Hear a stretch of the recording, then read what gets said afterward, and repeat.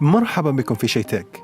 أخيرا وبعد طول انتظار، إدارة طيران الاتحادية في أمريكا توافق على الرحلات الجوية التجريبية في أجوائها لسيارة TFX، السيارة الطائرة. تيرافيوجيا، الشركة المصنعة للسيارة ومقرها ماساتشوستس، كشفت عنها في العام 2011 عندما كانت قيد التطوير والاختبار.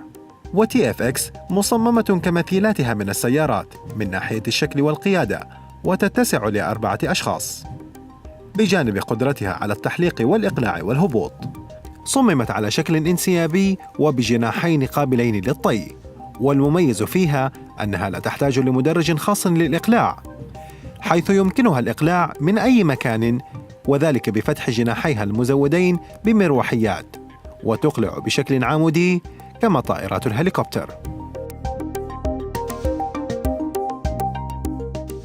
أما بخصوص التحليق، فهناك محرك هجين يعمل بالكهرباء والوقود، فالوقود يعطي قوة بمقدار 300 حصان لتوفير طاقة كهربائية للسيارة وشحن البطارية. والتوجيه الجوي يتم توفيره من قبل مراوح أنبوبية في الخلف، ويمكنها الارتفاع بسرعة 200 ميل في الساعة، والتحليق لمسافة تصل إلى 500 ميل. وتتوقع الشركة بأن تكون هذه المنتجات قيد الإنتاج خلال 8 إلى 12 سنة القادمة.